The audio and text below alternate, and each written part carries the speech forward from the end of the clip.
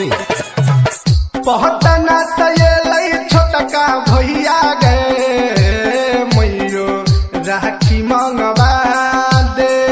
पहटना सयलै बड़का भैया गे मैयो राखी मंगवा दे।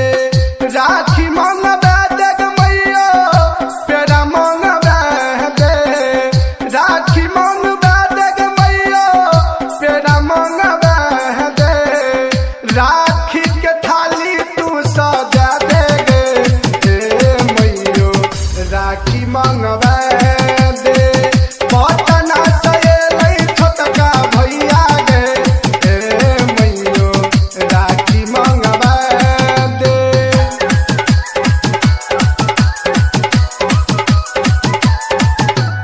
डीजे चंद्रशेखर पंडित साल भर पयले गे मम्मी राखी के गे पहरम। जल्दी सलाद गे मम्मी कर नहीं देर अब। संग में येल चंदेश्वर भैया गे मम्मी राखी मंगवा दे। पटना सयलै छोटका भैया गे मम्मी राखी मंगवा दे। राखी मंगवा दे गे मम्मी पेड़ा मंगवा दे। राखी मंगवा दे गे मम्मी पेड़ा मंगवा दे। दिल्ली सयलै छोटका भैया गे मम्मी राखी मंगवा दे। दरभंगा सयलै छोटका भैया गे मम्मी राखी मंगवा दे।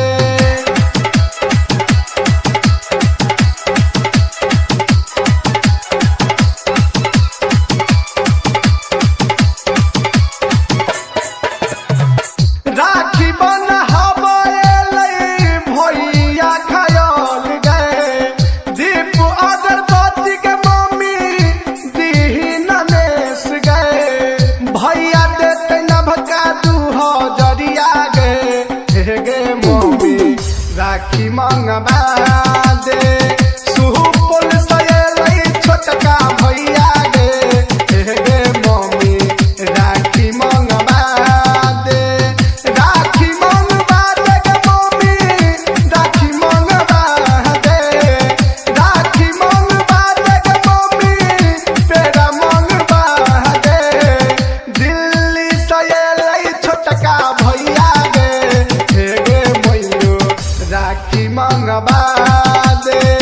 सुपौल सयलै छोटका भैया गे मैयो राखी मंगवा दे।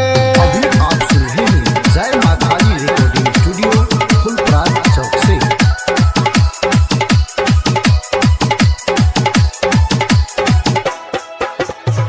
साल भर से छेले गे मम्मी एकर इंतजार गे।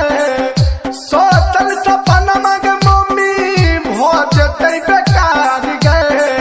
कहैया मोहन दर्शन भैया गे मम्मी राखी मंगवा दे।